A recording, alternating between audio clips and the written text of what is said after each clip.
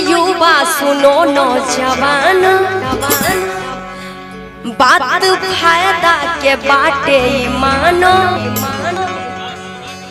ये उनके तरफ से अपील है आप सबके लिए। सुनो युवा सुनो नौजवान, बात फायदा के बाटे मानो। यदि सबको अपना अधिकार चाहिए,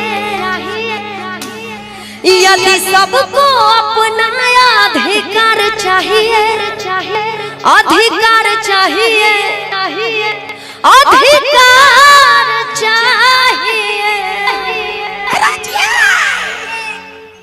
अरे शिक्षा या रोजी रोजगार चाहिए। बिल्कुल चाहिए, बिल्कुल चाहिए। क्या बात है, झूमते हुए सब लोग। सुनो युवा सुनो नौजवानों, सुनो युवा सुनो नौजवानों, बात फायदा के बाटे मानो। सुनो युवा सुनो नौजवानों, बात फायदा के बाटे मानो।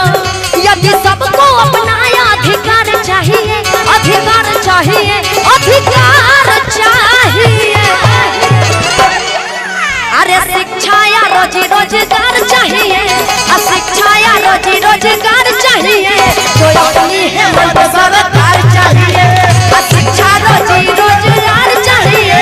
तो अपनी हिम्मत सरकार चाहिए।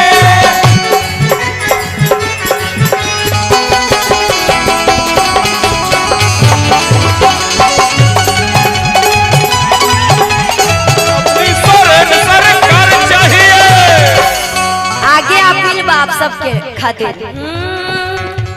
अरे बेटी के पढ़ाई या वृद्धा के दवाई, अरे बेटी के पढ़ाई या वृद्धा